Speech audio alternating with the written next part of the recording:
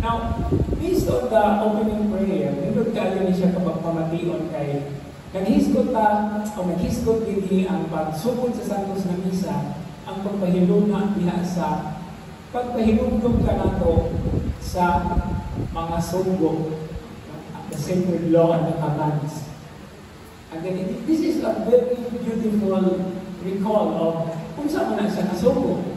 Okay, so love of you and love of our neighbor. Okay, so muna hatagan nato yung pagkakadiniisip ato ang drawing challenge nga sa unsang pagi nato makita kini gugma nga atong ipadayan ngadto kaniya nga ato sa ipadayan ngadto sa atong isip kainon. Sa unsang matang o sa unsang paagi nato kini mahatagan o unod, mahatagan o gitawag nato o kanang lihok o buhat. No? Kay dili raman kaigo ang nakabalo ka, no? O nakasabot ka, ikan sa ulo, ngadto sa atong kasing-kasing, usahay mo ani sa itong magpagani, pero ato magipadayan pinaagi sa pagbuhat nato niya sa ato ang mga kamot. So that, mauna yung kayo na panampo sa pag-ampo. Grant that by giving your presence, we may merit to attain eternal life. Ang kinabuhing dayon na sumala sa Ebanghelyo ni San Juan, dili makabot, dili moabot, dili na siya something na moabot, unya na lang. The eternal life that He is teaching us already begins in the here and now. Uban sa mga challenges, uban sa gagamit ng mga hagit, uban sa tanan, uban sa mga kahigayunan, diin atong mapadaya na kini eternal life o kinabuhing dayon o kinabuhing walay katapusan. Ato na naisugdan ng ulit. No? Naisip gasa, it is already something of the moment na magdala nato, na maghiya nato, na magtugmod ka nato. Something, I think it's a very beautiful expression na magtugmod ka nato padayon sa atong panaw sa atong pagtuko. Okay? Now, sa simbolo na teksto, okay, base sa karaan ni English, kaya kung atong English na dibasa, o man po ang bagong na translation sa atong bagong na misal. Wala man. Okay lang. So, morning ang nasa ato ang bahan o sa ato ang kanang misa sa Cebuano. No? O Amahan, idumala mo ang tanan ngadto sa ilang kahimpitan, subay sa imong balaod sa lugma. Hindi mo na kung siya tayo mapag-summarize, kaya balaod sa lugma, actually, that's the whole of the commandments. Pero, ano na yung duha ka bahin? Gugma sa Diyos o gugma sa isip kayo. So, dayon, himoa ka mahigugma kami kanino o sa usap-usap ka namo, aron mudangan kami nga nas kinabuhing tunay, kay alam ni imo kami ibuhat. Dito kayo ang pagpahiluna nga nganong adto man ka dito sa asa man kita padulong. Padulong ka sa tagikan, dito tagikan sa iyang sabakan. So dito kayo na nalalawan. Apa nganong man ta mula na og sa tagalog panahon tungod gay sa sala. Tungod sa itawag nato o the wickedness because of the devil, because of his influences. Diya sa akong kahuyangan po, diya sa akong mga sala. Muna nagkarunay nato na makita diya sa ako ang pagpataw sa akong ginabuhi, ang daghan ng mga habit, magulong ka, matakimpo ka, madagma ka, magulandos ka. I don't know kung sa pagpuot na ulo nga ng gabi doon. Pero pala ay ihapon ka ng mulakaw. Ay kita, ikuyugan man sa usap kami ng ganong kayo na tao sa atong kinabuhi. Nasama ni Pedro sa miaging ni Ebanghelyo, umiyang ipadayag na mo ang Mesiyas. No? Siya nga kanunay nagkuyog ka na kay siya mao ang atong dalan. Kung wala lang siya nagkuyog, siya atong ginagtan. Kung ka nagdalan, kaya iinom na mao ako, mao ang lugma. Okay? No? Kamala sumala sa pagtuon sa balaod diha sa Karaang Testamento ang mga Hudyo, mutawag sa balaod ng halak or halaka. Kaya ang halak, Hebreo nga pinunungan na kahulugan to walk. Kunya, ang balaod, muna siya idea sa atong paglakaw, sa atong pagtanaw. Okay, so karong umabot na Domingo, na ikabila na Domingo gani? Ika-20? Ika-25 na? Ilan na lang ka Domingo, mahuman na ta. Kaya tanawa ang kalendaryo, hapit na sa mahuman na September. Meron na doon, no? Okay, so, mauni panahon na daghan ka ka ng ipangandyaman tungod kay ang ato ang pagpangandam o kung magandang Christmas mentality nila, no? O mauna nga usa sa ka paagi di makita nato ang kahulugan sa pagpakatao sa pulong sa Diyos ng kanato. So ang ato mga lain mga uban nga mga pagbasa, ang unang pagbasa ang sikadong ang responsorial Salmo responsorio, inadayon ang ikaduhang magbasa, mauni karon adunay mahinungdan usab nga paglangkong o paglarawan. Iunahon nato ang unang pagbasa gikan sa libro sa Kinaadman. Okay, the book of wisdom, the book of wisdom of Solomon. Okay, ito tayo ni nga pagpahilong na kay kining wisdom chapter 2, aduna din mahinungdanon kayo nga larawan na ipakita. Tungod kay expected nga pagmabasa ng Bible, ang kanunay nga ang ato ang expected nga mabasa o mamalarawan ang mga kaayuhan o ang mga maayo. Ang gitawag nato o the righteous and the faithful.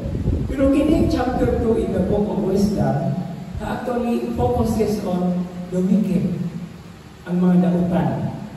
No? So actually, naamagamit din before sa atong basahon, kay chapter 2, mali verse 12, kung mubasa ka diha pa, gikan sa silugdan ng pagyo, na itibutang diha na ang tao, no, tungod sa kadaputan, no, bubo kinabuhi. O biya na usaya itong makita na kanang bubo kinabuhi tungod sa kadaputan sa atong kinabuhi. Pero na akong ingon na, pero nga naman ang uban ng mga dautan, takas pag kinabuhi. Sabi ng expression ko yun na, buta na sa lumura, buta na sa limusisir, wow, tanong pero dili, ano yung katapusan niya ang chapter 2 sa wisdom, na ay makahulugan kayo ng isulti. No? Muambak lang ta. Apilo niya sa mga pagbasa ng mga abot. Pero niingon na ang nagsulat sa Book of Wisdom in chapter 2 verse 23 and 24. For God formed us to be imperishable, the image of His own nature He made us. Then verse 24, but by the envy of the devil, death entered the world, and they who are allied with him experience it. Okay. Kung kayo nga kamaturan mo, tinuod yun, actually. Kung galing man tinuod kay bukat, kung sing tinuod bukat yung kayo. Karon, ato ta sa atong pagbasa, Wisdom chapter 2 verse 12. Ingon dere, kinsa may nagsulti niini, let us lie in wait for the righteous one. Kinsa may nagsulti ani, the wicked say, let us lie in wait for the righteous one, because he is annoying to us. He opposes our actions, reproaches us for transgressions of the law, and charges us with violations of our training.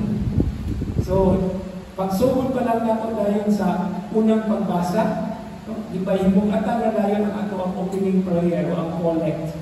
Naghisgot kini na tungod sa balaod sa Dios. Pero naadyo po al-kontra. Isa may po al-kontra, the wicked. In the Book of Wisdom, in the wisdom literature, the wicked are also called the fools. Ang mga buangon, mga buang. Pero ang sabi na po yun, let us lie in wait for the righteous one. Naa sila'y laraw. And this laraw, kini mo ang laraw, ilahin higit puntaria sa usang katao.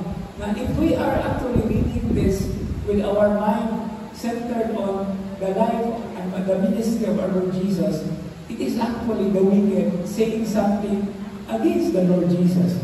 He opposes our actions. He reproaches us of the transgressions of the law and then charges us of violations of our training. He is so annoying. Okay? And then we jump to verse 17 until 20. The wicked say, let us see whether his words are true. Let us find out what will happen to him in the end. For if the righteous one is the Son of God, God will help him and deliver him from the hand of his foes. With violence and torture, let us put him to the test, that we may have proof of his gentleness and try his patience. Let us condemn him to a shameful death, for according to his own words, God will take care of him. No? So isang human pa, this is already referring to Jesus, kung sa'yo itabog niya. And just to give a little inkling, kung sa'yo ito ang hisgutan sa Ebanghelyo, we are talking about the second passion, the prediction of the passion, death, and resurrection of the Lord. Ang anong second man, kay naman ang first, naman ang unang simana. So, ikaduha niya na ikan nga iyang pagpakasakit, ang iyang kamatayon, dili pagpakamatayhan, ang iyang kamatayon o pagkabanhaw. No? And then, in reality, there are three predictions. No? Kumana ang una, after Peter confessed that Jesus is the Messiah, and then the second prediction is in the gospel reading, and then later on there is still a third before he entered Jerusalem. Okay, so muna ang pagpahinuna. No? So klaro na kaayo ang atong pagalantaon kung unsa ang kahulugan, unsa ang hinugaton, kung unsa ang linugdangan sa pagka-Mesiyas sa atong Ginoo. According to, first of all, how Peter has or had confessed who is he. No? Now, the responsorial psalm, which is a response, tubag na to sa maong pagpahayag sa mensahe sa unang pagbasa, hikan siya sa Salmo 54, versikulo 3 na sa 8. Na unsa may background aning responsorial psalm? Kini salmo na the attribute, it's a mashkil of David. Mashkil is a very difficult Hebrew word to translate, but it is connected with his experience. This is addressed to the leader, and then isip salmo, kaya ang salmo at nahunon man, kusan siya sa mga salmo ang iingon nila on string instruments. Nasampan kini awiton, kaya ang salmo awit man, na ay duyo na mga sama sa string instruments sa bilisan niya. Ay no, string, nakalunod ko kung sa string. So, gitara, alpa, basta, kaya mag-conjumplate, kung yan basta mga strings. Wakay piano siguro ato, pero kung ang alpa mo yung hisgutan, mo na siya apuhan sa piano at alpa. But anyway, this is a song. Now, unsa may konteksto? When the Ziphites came and said to Saul, David is hiding among us. Katabi bang ikontrahan ba yan si David ni Haring Saul? No? Hapit mamatay si David.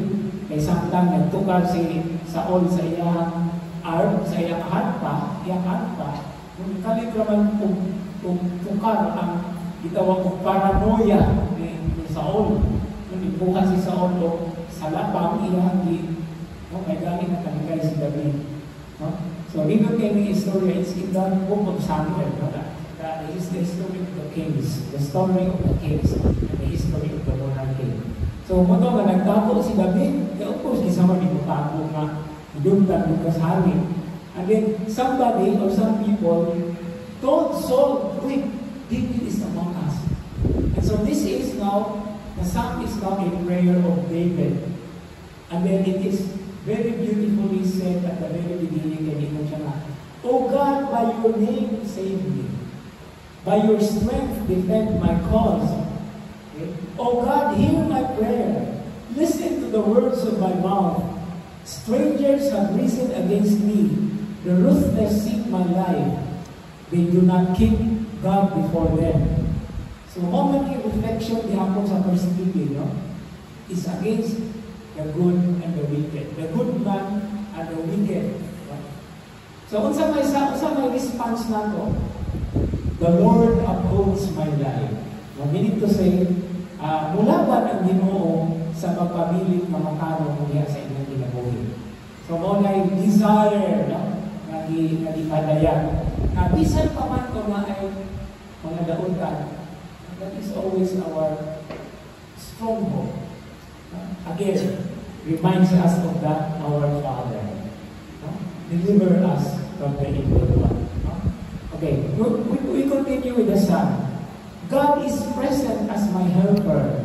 That is verse 6. The Lord sustains my life. Turn back the evil upon my foes. In your faithfulness, destroy them. And in the final verse, then I will offer you generous sacrifice and give thanks to your name, Lord, for it is good. Which is Hodu Ladunai, Kito. For it is good. Kito. What meaning, ha? Hodu Ladunai. But here it is, give thanks to your name. And give thanks to your name. So it's Ako. It's actually Hodi. No? I will give thanks to your name. Lord Adonai. Then, for it is good. Kito. So, Kito means for he is good, for it is good. Okay, so Kito.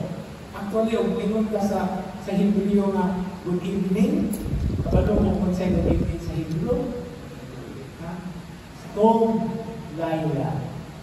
Tov Erev. Erev Tov. Erev is evening Tov. So Erev Tov. Good morning, Boker Tov. Kung gabi na, parang good night, Laila Tov. Sa'yo pa rin yung hinugdaman ang night mo kay Laila. Laila. Ano magngalan ang Laila? Okay. So Kito, kay maayo ang Ginoo. Kay maayo ang Ginoo. Nagindong ba yun?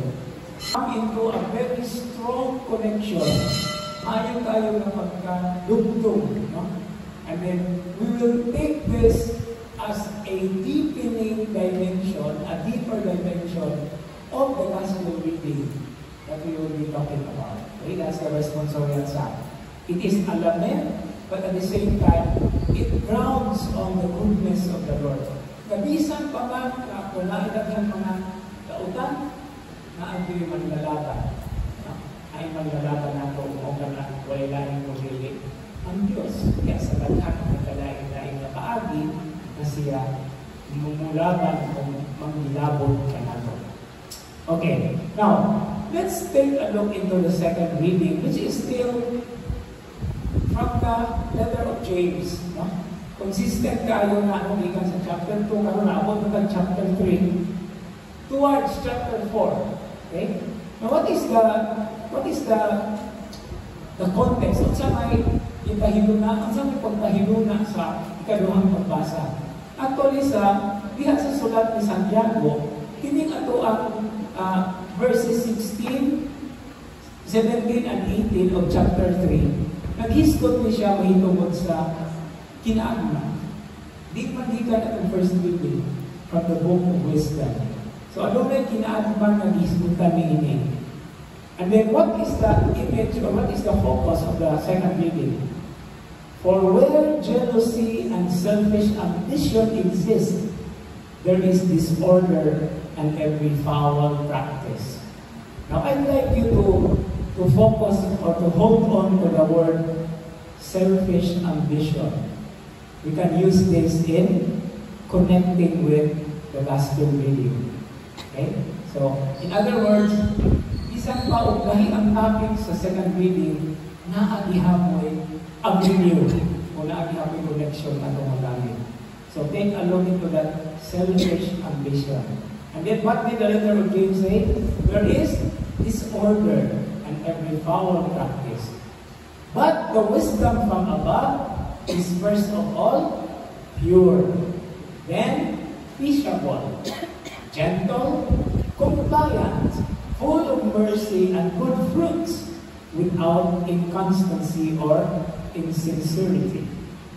And the fruit of righteousness is sown in peace for those who cultivate peace.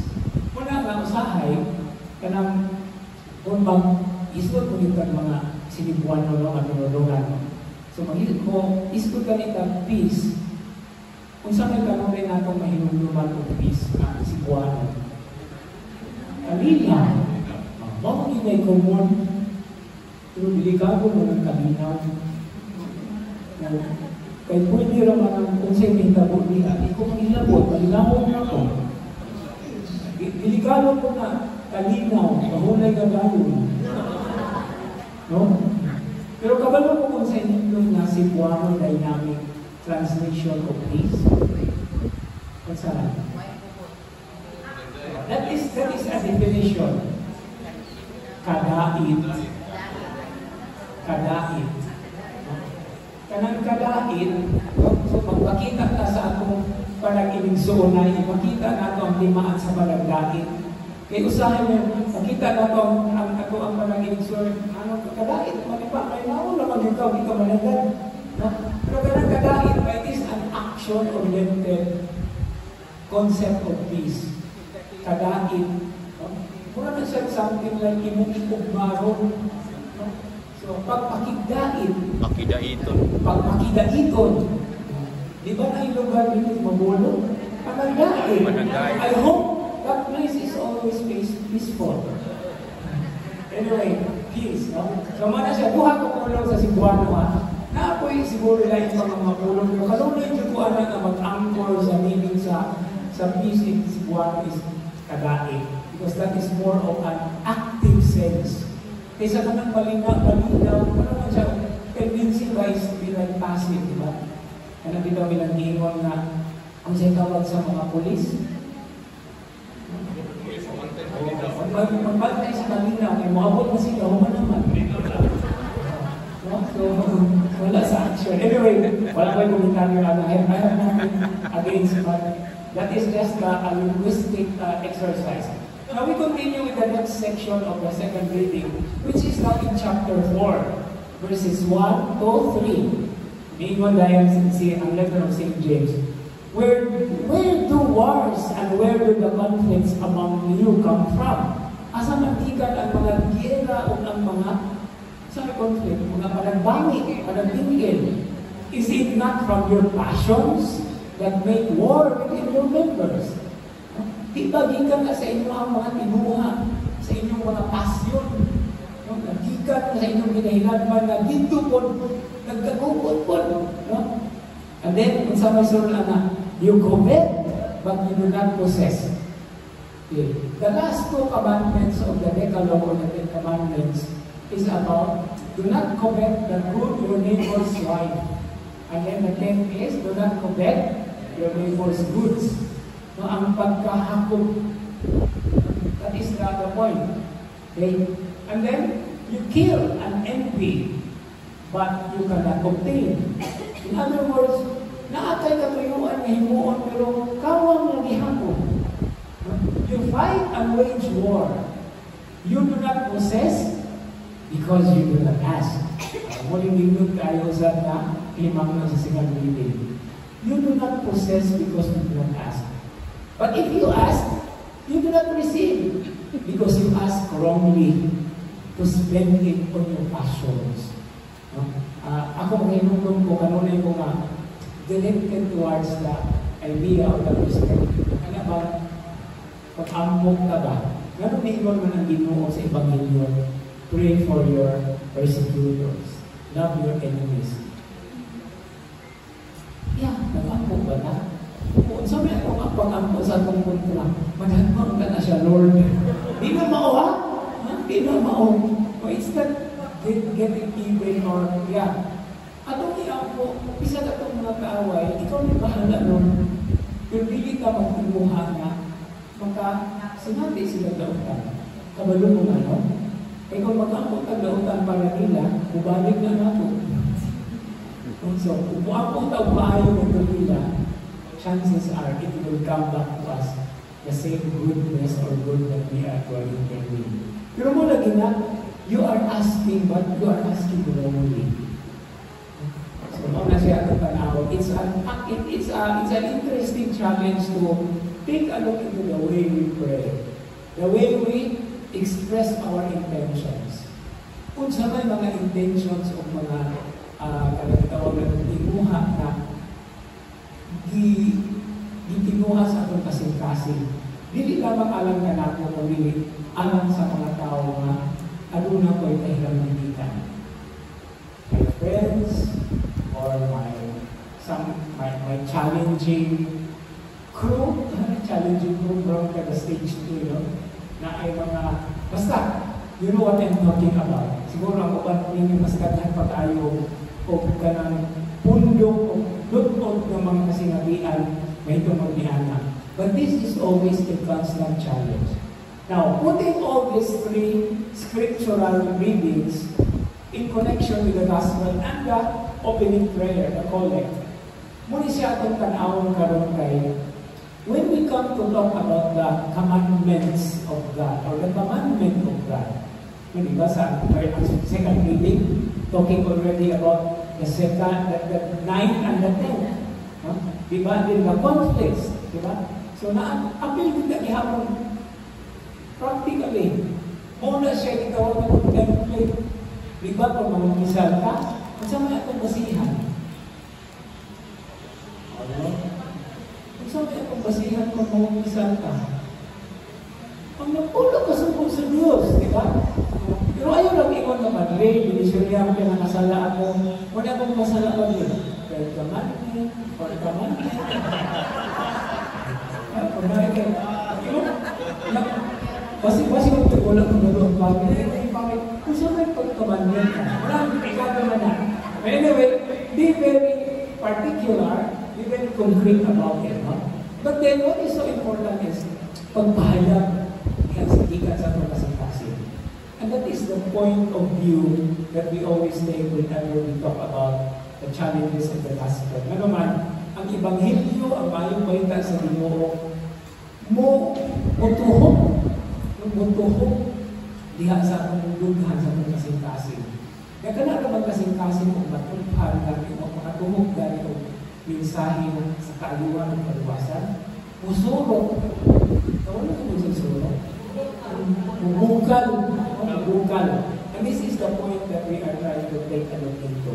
Now, how do we deal with this bukal sa atong kinahilabtan? Okay? Para ito ng tanawa kayo.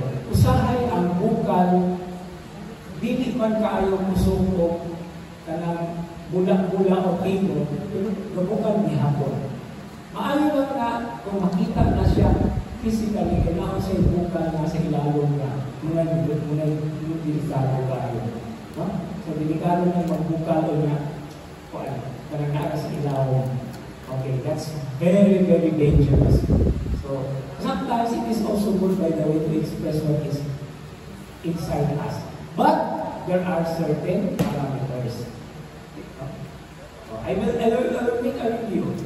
What are the parameters? You have to say the proper word. And then, you have to say it to the proper person concerned. Okay, ibat siya to niya. Laking tao, English ko yan. Laking mo na. Go straight. No? Pero iso kaya na. So, let time heal. And then, when you have already the opportunity, you say it in the proper time and in the proper place. Hindi lang basta-basta na isulti nga mo. Hindi ko sa isulti ako usa sa mga Ebanghelyo sa may ating simana. If you have a brother or sister who has done against you, do it privately first, the two of you. No? Dili gani usap pa kamanawa, dili gani usap pa ng simbahan ng tao doon. So there are certain procedures. But anyway, these are parameters of corollaries ng mga related. So, murag hinabinan na sa Ebanghelyo na, so let's take a look into this. Pila ka bersikulo ang anong Ebanghelyo? There are only 8 verses 30 to 37. Chapter 9. Okay? Chapter 9 verses 30 to 37. And this is how we divide. Aron mapasayon ako ang paghisgot sa unsay mga ulod diha kung ato sa mga pahiluna, no? Diha sa ato-ato along the process ang mga punto angay natong ang magatunan, angay nato ng mga kaibigan, angay mga tuhog sa atong kasing-kasing kung sa atong sa labunan. Okay, so verses 30 to 32 muna ako nagbahin. Dayon verses 33 to 34, and then the final section is verses 35 to 37. Okay, so let's move. Okay, verses 30 to 32. They, okay, it's happening they, is Jesus and his disciples. Okay, left from there and began a journey through Galilee. But he did not wish anyone to know about it. Verse 31, he was teaching his disciples and telling them, the Son of Man is to be handed over to men, and they will kill him, and 3 days after his death, he will rise. Verse 32, but they did not understand the saying, and they were afraid to question him. Okay, so, si Jesus o iyang mga tinunan, nibiyak ni Antong Lugara. Now, what is the significance of the expression from there? Kung saan ang from there? It refers to the house in verse 28, okay, the previous verse. Kung saan kita mo dito, where Jesus and his disciples entered after curing the boy possessed by a mute spirit, and where he had a conversation inside the house. Now, unsa may event o episode ng sundan ini. First, there was the transfiguration.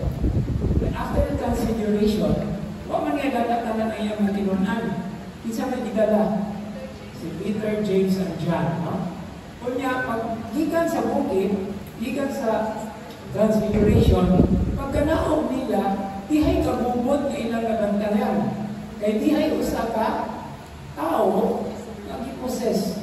Kunya, ang mga tinunan na nahabilin, wala nakataban. Wala nakakalapot. Oto nga ihimo ni Jesus. And after the event, they enter the house. And in the house, they ask, ngano wala man ito nahitabo? Lord, wala man ito palapot. And then Jesus was saying, because something like, because prayer is only the one. Pero really, napasay lang na dissolve dito. There was a conversation there. Now, sunod. They began to journey through Galilee. Kini siya, usa ka maanindot na pagpahiluna, tungod kay the expression journey through Galilee implies an avoidance of ministry along the way. In other words, daghan na kayang gihimo si Jesus samtang naa siya sa dalan. Kung sisukan siya sa mga tao, and then one of the things we discussed last time is, ganahan ko, buot ko ni Jesus na, siya lang ko ilang matinunan ang magtulog.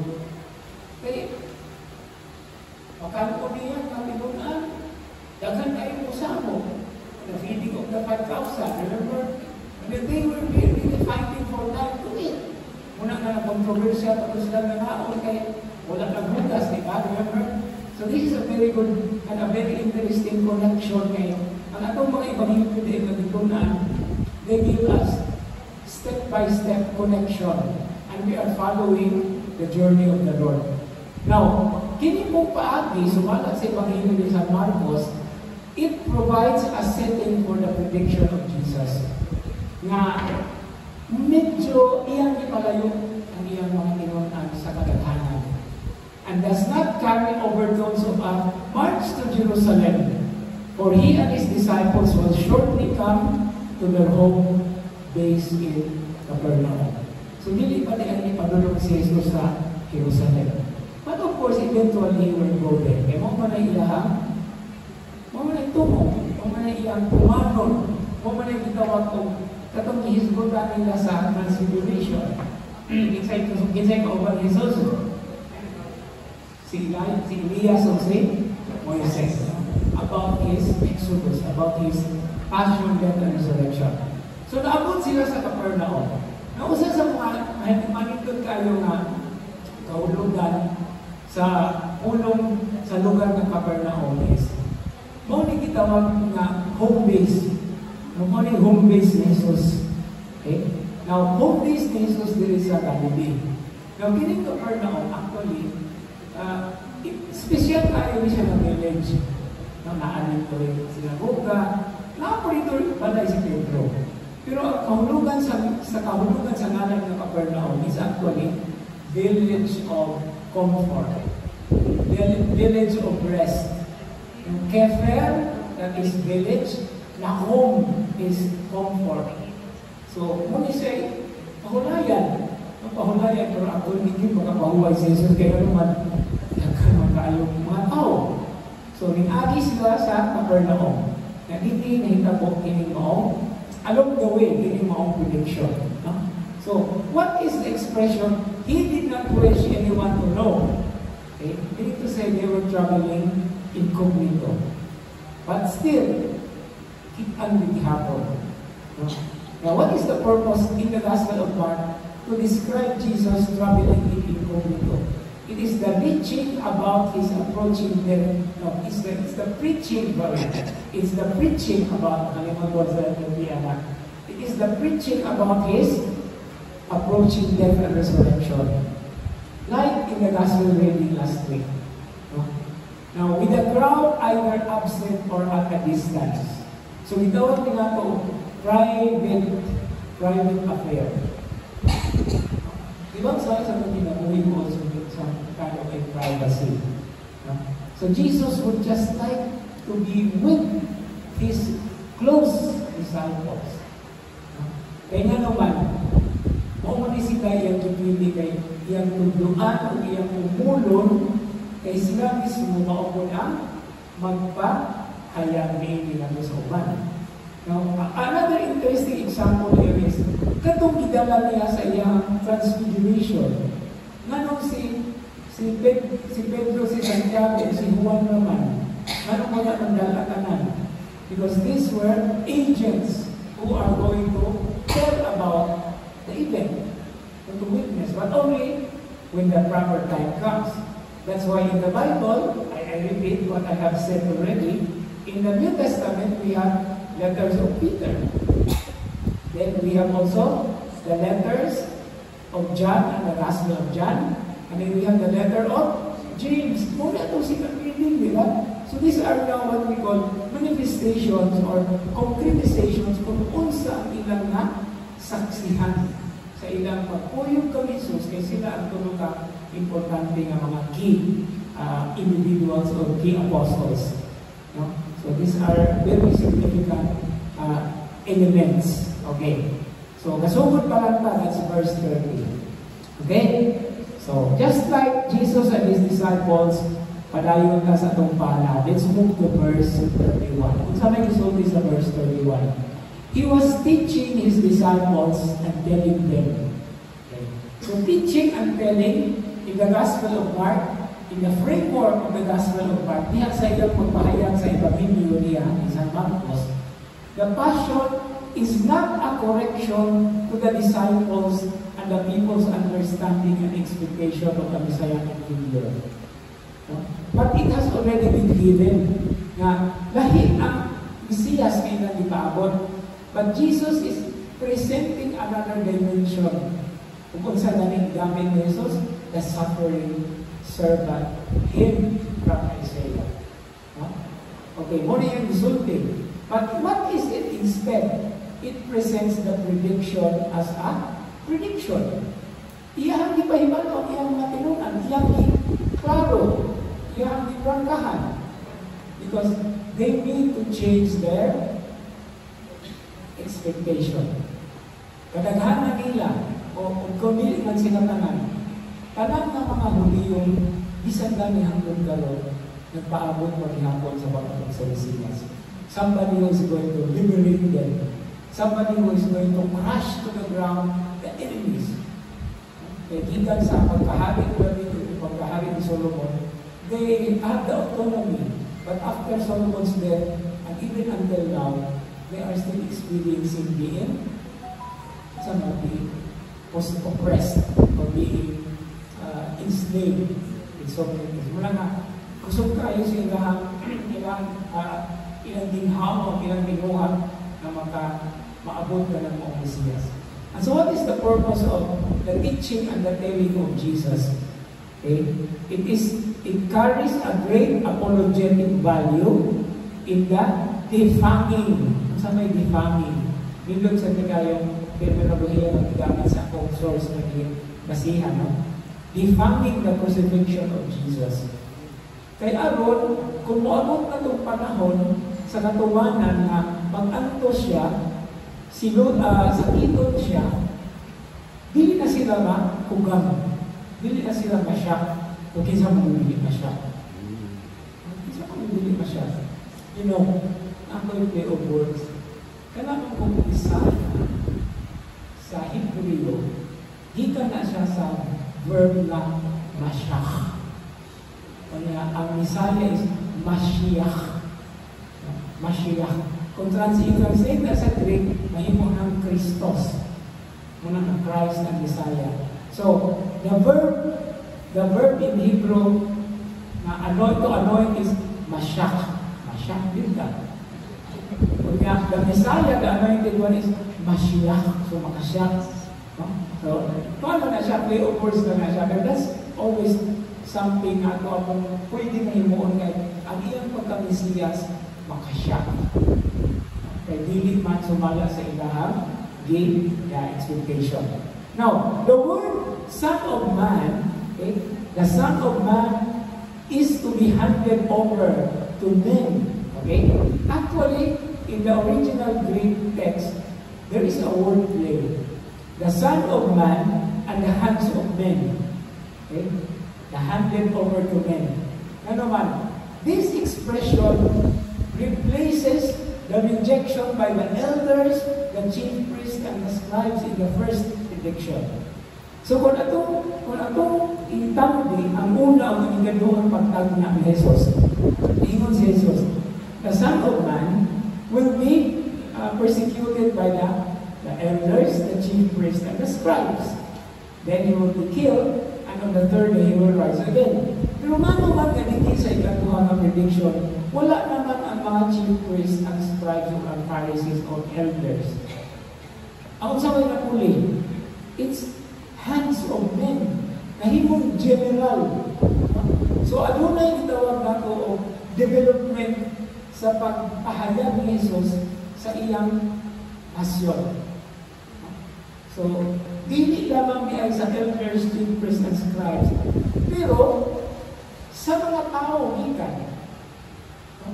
And then, another interesting dimension here is, this expression, Son of Man and the hands of men, together with the privacy that Jesus now is teaching and telling his disciples, introduces the element of betrayal from within the ranks of Jesus' disciples. No? So, nindot kayo rin ang pagpakita tawag kay mo sa nirason na nung isikrito niya o sulti ang mga tinunan. Kaya naangabi ay sa background kung unsay mahitabo. Diin magagikan ang katumanan sa maong pagpakasakit. And I think we know the story kay kanunay na kita atong nagbasa sa passion na natin. Kinsa man po pasakta na amin. Judas. Kaya sa may gihimo ni Judas, ito yung ibaligya ang minuungan doon sa mga Sanhedrin, di ba? So, this is now a very haid. Mamaak siya na versikulo kung anong sabton yun sa iyang kaugalingon na pagpahayag ni San Marcos. And then what kind of suffering is it all about? It connotes oppressive and violent treatment. Now, muna niya itong ingon ganina. Muna niya ang diplano sa mga unjust, sa mga unrighteous sa wicked sa first lady. Diba? We will find a time, no? So that we will find out, no? If he is really good, no? Diba? So we will put him, we will subject him into a painful death, a shameful one. So muna meron ang connection, no? Na Jesus the I is not only talking about himself being the object of the chief priests, the elders, the scribes, and the Pharisees. Okay, ang ilang issue man is against the law. Diba? What is the verse that he's telling us? He always annoys us. He always tells us that our transgressions against the law. So, klaro tayo ang gitawagan ang background. So, but then the Bible treatment is really something significant. Ano man? Yes, familiar na kakaayo sa Passion of the Lord. Kung makahinong pa mo sa The Passion of the Christ ni Mel Gibson. Kung nakakita mo ato, I will tell you something. Nakita ako ato, masalida ko sa SM, kadaghanan ng mga nananaw, kaya prioritize ang mga pari. Pero kabalo ba mo nga, samtang nagtanaw pa ato, nakita ko, nagdamon yun ko tungkol sa daghan ng makita. Most especially during the Passion. Ilabi na ito, kung makahinong mo nga itong samtang diha siya sa ilalong sa dungeon niya, ang mahal na Birhen Maria na sa ibabaw, ang ilahang heartbeat, di ba? Dito tayo nga pagka-describe sa movie. Kaya tayo na flashback, ang bata na si Jesus nagdagan, nakarakin po, sabi siya ni Mama Mary, kung ito yung nakahilang na ako, ikan agto, ang lagi but the movie is very beautiful. So if you want to really relive this particular description of oppressive and violent treatment, that movie will practically help you understand what the gospel is talking about. And there are also, by the way, other beautiful productions, no? From Netflix, but these are beautiful ways of connecting with the very message that we already are familiar somehow, because they come back to us every now and then through the Gospels. Okay, verse 31. Handed over to men, or into the hands of men. This connotes oppressive and violent treatment, as we have discussed earlier, not just mere rejection. Kung sa may giingon ni Jesus, the Son of Man will be rejected by the elders, by the chief priests, and the scribes. But it's not just simply rejection. There is some violence involved. And this expression highlights the quality of violence and at the same time stresses the mercilessness of human beings in contrast with the mercy of God. And so, notice, sa atong pagtanaw sa teksto sa Ebanghelyo, dili lamang ni mahitungod diay sa nahitabo sa Ginoo. It is also talking about a timeless reality about the inhumanity of humans against fellow humans. And then the killing, the expression that he will be killed, carries an additional stress on merciless violence. And Jesus, in this regard and reference in the future, will die not as a criminal, as some perspective would tell us. Kaya kinsa may lansang sa correspond, mga criminal man. But more than that, he will be presented as somebody who died not as a criminal, but at the hands of at the hands of criminals. Ipatay siya sa mga criminal. Okay? Ano are the criminals? Of course. Nagkakaitan po hindi nga masaginlan. But anyway, they are representative of humanity. And it will bring us another dimension in the sense that in humanities to man, to men and women, ang mga dili maayo nga itong makuhaton sa ating isip na tao, actually, is a continuous and an ongoing violence and passion of the Lord. We, being the body of Christ, kita nga mga nag-antos, mga daghan sa mga ibang salubang, it's actually a continuous experience. Na ganit prayer na nag-ingon, you give us strength kay ang wala ma-antos ni Jesus, mo'y among i-antos karon. Pero I think, ang talang na pag-antos sa Ginoo, is practically everything for all of us. Okay, now, the description of the resurrection on the third day, no? Na kung yan siguro rin wala nakikinig Pedro, no? Nagkatulong rin ang siya sa Ginoo in previous episode. But tulog yun na dimensions, tulog na aspects siya, tulog na siya kabutan. Mag-antos, mamatay, o mabanhaw. Tulog yun na siya magpuyong. Now, in this context, hindi yung sa mag-histon about the expression after 3 days. Kaya usahin, isang kayo ng pakihat, ilang maging kaadlaw na pagkahuman o kamatay, nabanhaw ang Ginoo.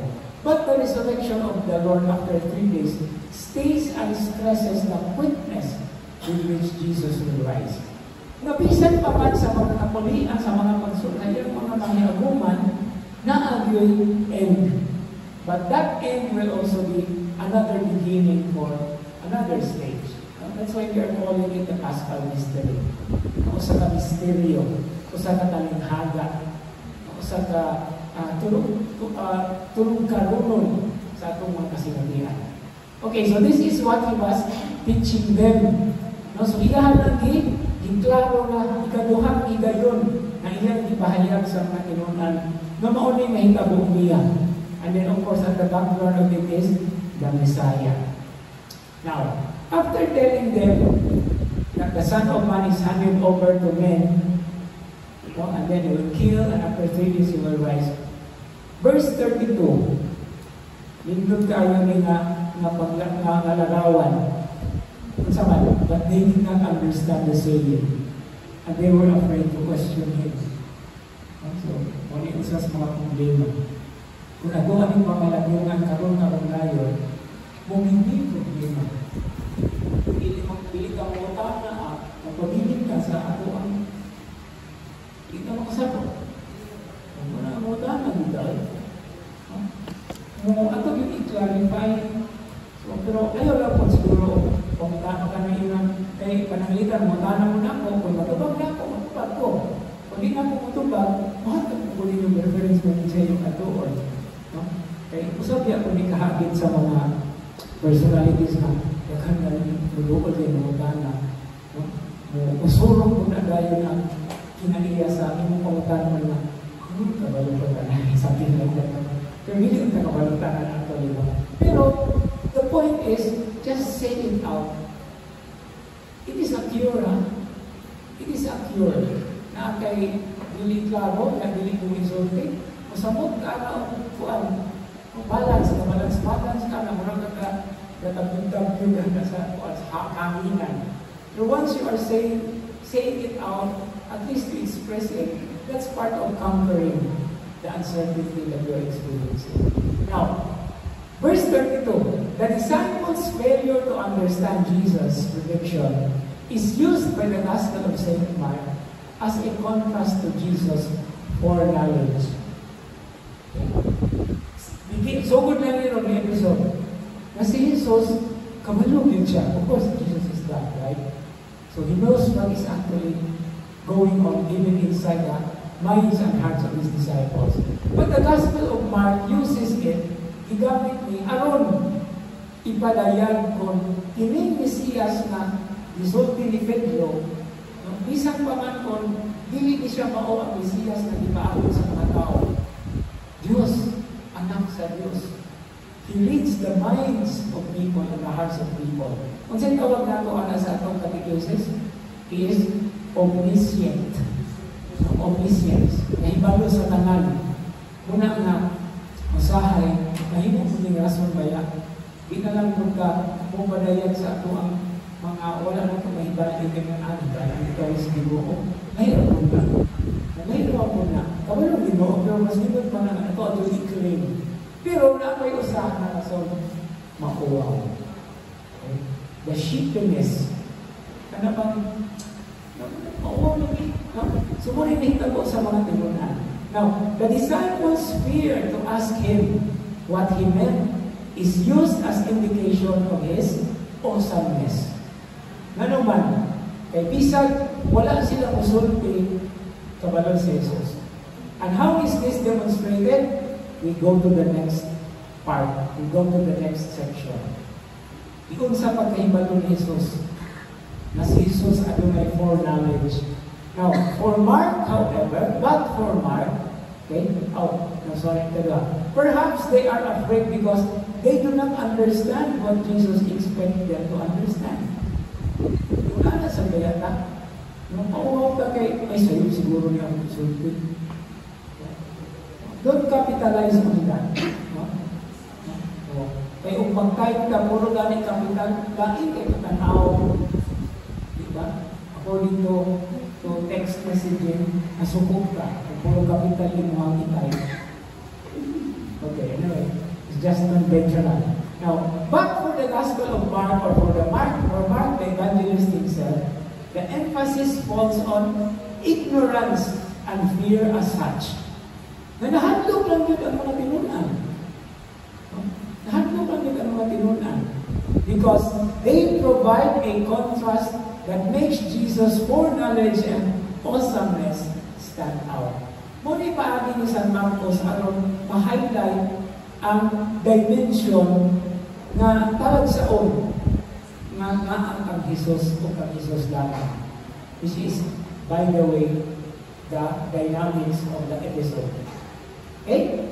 So, these 3 verses, 30, 31, 32, medyo kuha siya tayo na setting. No? Pero unsa man yung naalala sa kasing-kasing ni Ana after the prediction of the Passion, after he taught the disciples, let's move now to the second part. The next 2 verses, verses 33 and 34. Okay. So, 33. They came to Capernaum, and once inside the house, he began to ask them, what were you arguing about on the way? So, gawas ni Anto, wala sila nitukan. No? Wala dito sila pahilong-hilong lang. Kaya naasan sila laing na bigat, lingawan. No? So, they were arguing now, according to the image of a teacher and students or disciples, usahay man yun, if not kalagitan, kaya huwag magpipukuyog sa disciple. May disciple will always follow, di ba? Kung sa ingon ni Jesus ng Pedro, get behind me. Mga usahay, pahilahin yung lakaw, nataghan kayo sila mga nislutan, bilalisan. But Jesus don't do that. But they remained silent. And that's one thing. They had been discussing among themselves on the way who was the greatest. Maulitay. Okay. So, pag-abot nila sa Capernaum, that's verse 33. Ang sa ganit meaning sa Capernaum? Village of comfort or village of rest. Kung sa may other word for comfort? Kaubayan ng comfort, di ba? So, mahuwayan lang. Muna siya itawag na ito kanang headquarters. Di ba naman dito headquarters, di ba? Atay kawalingon na kanang makako-recharge ba, no? So when they came to Capernaum, this is marking at the beginning of a new pericope or episode. So duha ka episode ang atong Ebanghelyo ng Domingo. Duha ka bahin. No? From the walking to arriving at Capernaum. And now, this is the basis of Jesus' Galilean ministry. Capernaum is his home base. And we are not yet talking about his journey to Jerusalem. Ako ang iso Galilean. Now, inside the house is, or may be referring to Peter's house or home in the area. Ito na Capernaum man si Pedro na nasa usa ka episode, no? Giayo ni Pedro ang mother-in-law na anong balaya sa Capernaum. Nagkanang balay ni Pedro sa Capernaum, usa na pag-looking na ay sinagogue. No? So if you want to visualize, hindi ko malimutan ang ipapinagbukaan ko dito. No?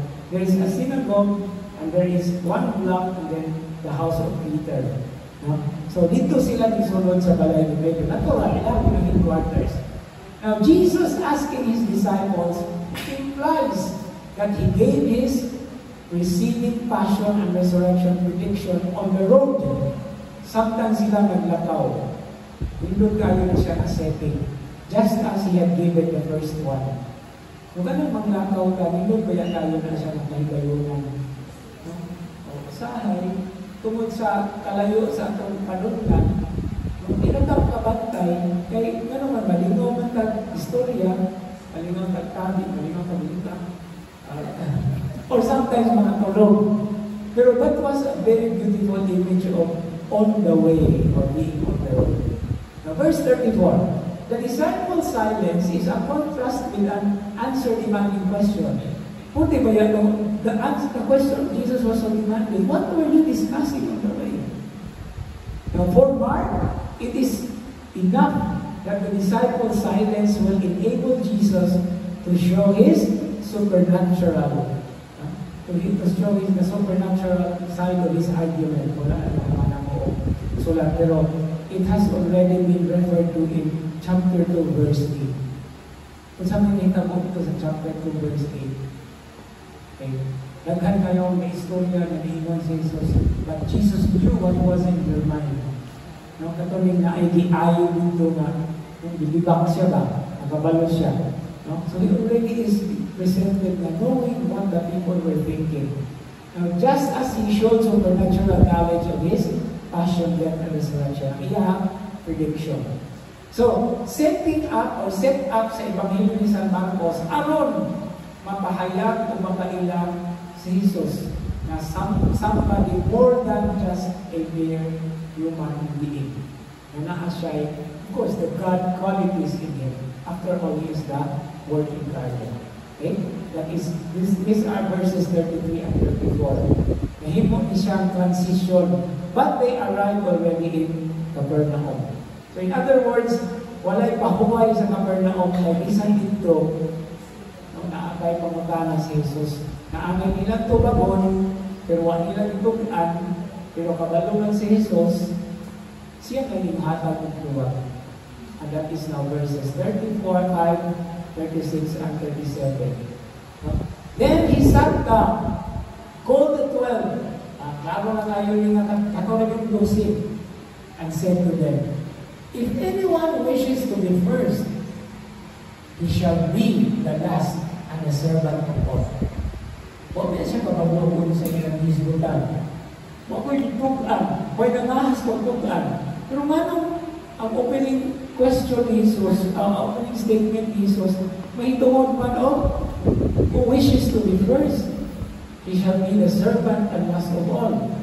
Ano man ikalang binitang sa hisbutan nila who is the greatest? And it gives us the answer.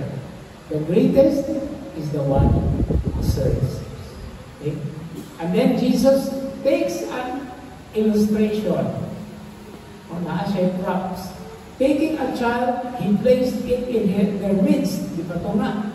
Putting his arms around him, he hugged him, and then said to them, to the 12, sorry, nakulangan, whoever receives one child such as this in my name, receives me.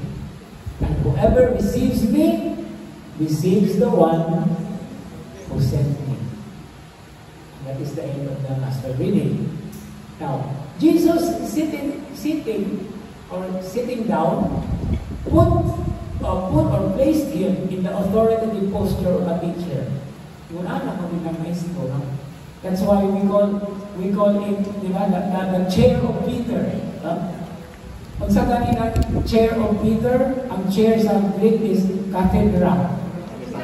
Muna cathedra, okay? So sitting down. Now, what he was exercising at that very moment is showing authority over his disciples. And the mention of the 12 is significant to distinguish the small group of apostles from the large group of disciples to provide a numerical framework for the upcoming contrast between first and last, and between the first and the 12. Di ba, nag-hisbo ito ganina, na naanay, inkling, na ang connection na kinsay mo pudi natural kung dosi ka po nagsulod niya nga matinunan kung moingon ka nga the first and then 12 kabalo na kinsay 12 o kinsa may 12 si Judas. Okay, but then what is the image, what is the message of the first and the last between the first and the 12? He is actually now talking about servanthood. Who is the greatest? Ang answer is the one who serves. Wala siya kabalo kung sa ilang mismo ka. Nakabalo na tayo, iingon man ang narrative. It's actually a parenthetical remark. But Jesus knew it. Okay? And so, He is saying the challenge. And then the expression of all, it makes the message universal. No? The universal, it universalizes the contrast between the first and the 12. Dili lang ang una o ang ikanapulog duha. But it is overarching. It is including all. That's why it's called universal. Now, the last and the servant, the two expressions, intensify the universalism. Ipalagman pag maaaring paimungatan ba? Ano man? More specifically, first and last have to know with rank. And of all means taking on a servant's role. Also, a matter of rank. Not merely in relation to Jesus, but also in relation to one another. So, dinhi na ta nagpahimok at sa unsay mensahe ni Jesus about servanthood. What it means to be the greatest. What it means to be the one who serves. So, mo ni ang usa sa mga mahinungdanon na pagtidlog o linugdangan. Okay? The consequence of the episode is talking about servanthood. But it is not enough to talk about this servanthood, only a servanthood.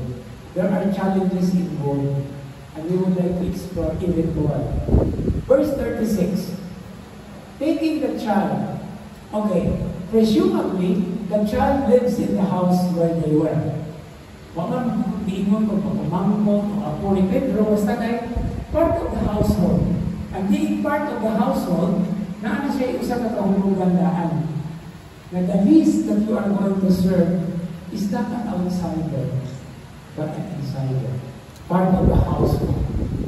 And it will always be the same if we try to take a look into the context na kinsa may atong alagaran diay. Okay.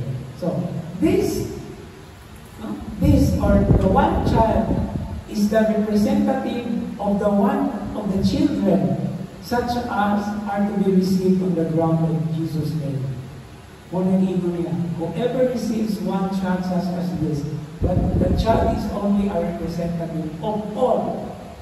And as being seated, Jesus does not have to bend down to hug the child. Pag imuha na ilarawan, ano man, kamay naman ang pagtako. So, nagtilog ng lingkod siya, they are on the same level. And it's easy for Jesus to hug the child instead of moving down and then embracing him. So, just as he took the posture of authority of teacher while sitting, so he makes the child take the reverential posture of standing, befitting the one who will represent all children who believe in Jesus. Binod kayo yung illustration, ha?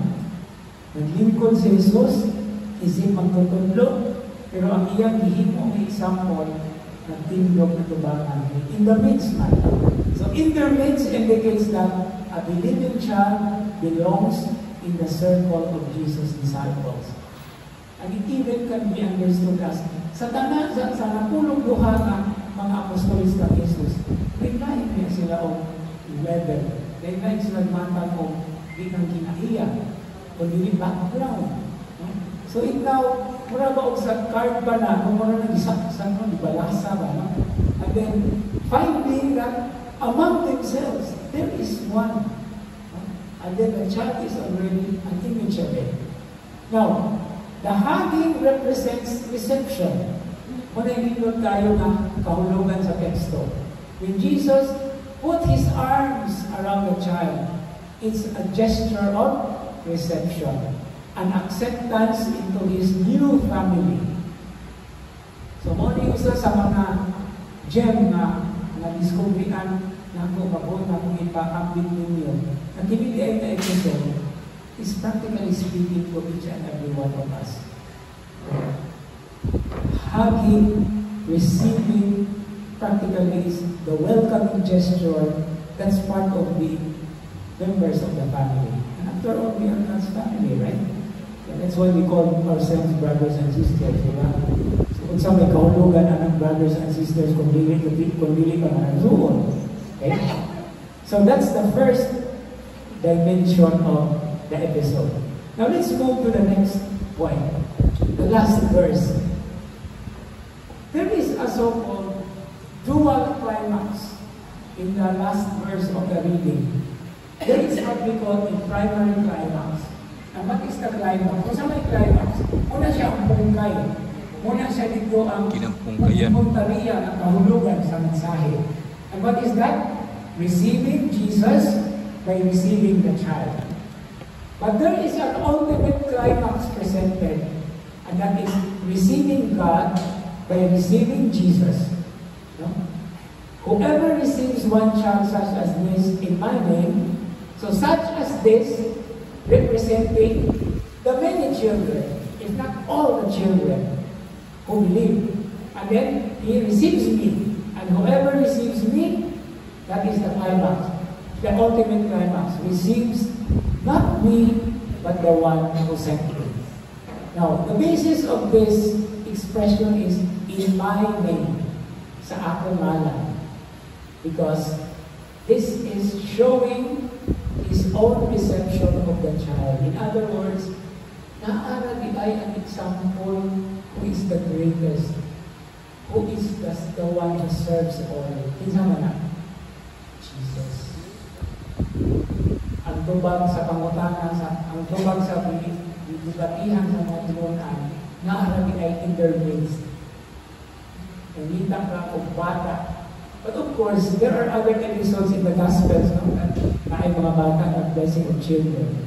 But what is this significant all about? Because the child is also, by the way, Jesus was a man, di ba? Human being din siya. Natao siya, hindi po siyang bata. No?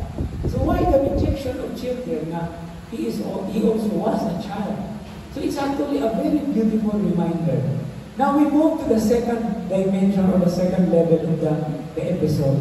The climactic equation stresses the necessity that adult believers not pursue greatness, for if they pursue it, they will shut out child believers, and therefore Jesus Himself and God. So usa di ikahagin sa mga buot mangulo. Those who want to serve. The child example is a very beautiful hook and sinker in such a way. Asa galing nakita na expression na hook and sinker? Kanang papasok pa, hook and sinker. Pero diya sa hook na i-sinker aron matiblo, pero di po kumpleto kung wala ay pakon. And so what is this? Here, Jesus is turning the question of greatness inside out. Kay mo man ay issue nila sa dalan pa. And what is this revealing to us as one of the enduring messages? This is all about humility. The prediction of the passion and death and resurrection of the Lord is an act of humility. So we have a very beautiful hymn in that letter of Paul, the letter of Paul to the Philippians.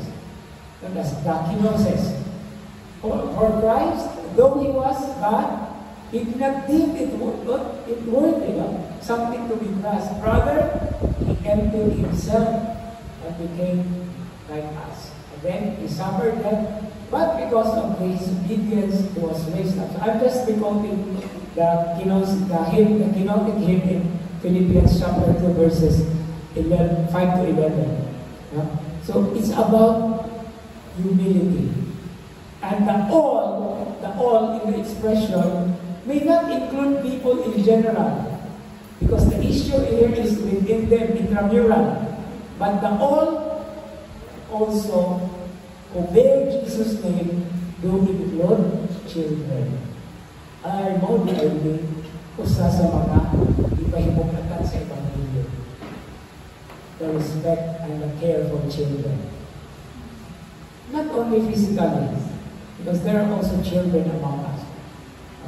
In the way that we actually see ourselves in relation to each other. And so with that, we now take a look into a final note. Katapangatapusan na mahimangno. First, Mark's point graduates from Jesus' supernatural knowledge of the question over which the 12 had been arguing on the way, to the explosive force of Jesus' prediction, that contrary to the social norms of trying to be first and of denigrating children, believing adults will take the last place of a servant who receives even a child who believes. So, wala kang expect siguro ano na dimension na ihatag sa atong Ebanghelyo. So the focus is the child as the object of reception and not the object of imitation. Nayon sa komentarista mga ningon, usahay, dili kayo careful ang pagbasa o ang pagsabot kay kung maghisgot ka ng child, maghisgot kayo innocence, sense of wonder, dependence. Usahay makapitalize na, but sometimes makita na these are the ones who actually needed to be received, needed to be cared for. Okay? So the child as the object of reception, not of imitation. But imitation is also part to have a childlike attitude, not childish. Okay, next point. Jesus hugging the child sets the example of being the last of all. For it is the servant, after all, who occupies the last position. And it takes a servant to receive a child. And who is the prime example? Jesus. Indeed, to receive a child is to serve the child, in as much as reception entails a hospitable welcome. So, dito kayo siya pahimugatan. How do we look at children? Or how do we look at ourselves? We are also children by one way or another. Okay? And so, unsa gani atong buhaton every end of the naatay application of challenge. Karon dili pangutana nga akong ihatag. Kung dili pamalandong na akong gigutlo gikan ni William Barclay. Okay? Duha ni siya ka paragraphs, pero mo ni atong pamalandongan. Okay? So, children have no influence at all. They cannot advance a career nor enhance a person's prestige. Children cannot give us things. It is the other way around. Children need things. We must have things done for them. So Jesus says, whoever welcomes the poor, the ordinary people, the people who have no influence and no wealth and no power, the people who need things done for them, is welcoming me. And more than that, that person is welcoming God. And the child is typical of the person who needs things. And that's the first parameter sa atong pamalandong. Ikaduha, niingon si Barclay, but there is a warning here also.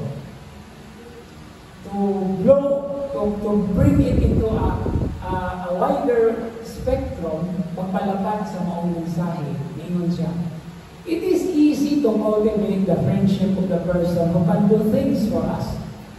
and whose influence can be useful to us. And it is equally easy to avoid the society of the person who inconveniently needs our help. It is easy to curry the favor with the influential and the great, and to neglect the simple, humble, ordinary people. In effect, Jesus here says that we ought to seek out not those who can do things for us, but those for whom we can do things. And this is another way of saying, quoting Matthew chapter 25, verse 14. Just as you did it to one of the least of these who are members of my family, you did it to me. This is a rephrase of that verse. Those who have done to the least of your brothers and sisters of your brethren. And that somehow would be the challenge for tonight, for this week's Bible study. Because this description, these two descriptions from William Barclay actually are questions themselves. So, muni atong ang kamalandungan, muni atong pahimug-atan, aron atong madakpan o maaninaw yun o makonsider pag yung deeper in our lives the message of the Word of God for each and every one of us, for all of us.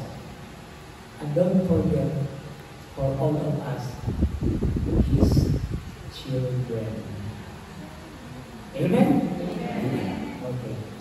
So, buka kila siya kayo. So, you need 5 years to pagpatid ng anak. Okay? So, with that, sama sa ato ang kuan, duha ka impression ng mga anggulo diin nga matandog ang ato ang mga nahibalaan sa atong pagtuo. Okay, basta kami yung dano usap na pagtagad, no? Na kanunay kini nga hagit na dili lamang sa ato ang pangkanunayon nga pagdebosyon kundi makita usab nato ang bata, no, nga diha sa ato ang tagsatagsat kinabuhi. Kung mo kinikaroon ang sentro, kagihatagan. Kaya actually, kung mo ito naon, hindi ko ba yung bata na itong binuod? Okay? And we always have that, hindi ko niya mawala ng child in us. And that's the reason why we are called children of God. Okay? And so with that particular perspective, karon sa paagi nga ato ang makita ang kahulugan ng hagit sa pagpadayon sa pagtubag diha sa pagtuo diha sa balaod sa gugma ato ang kapuson ato ang nagbigon karon. Daghang salamat sa inyong pag-ani, no? So hangtod sa sunod na panagbigo, palindog kayo.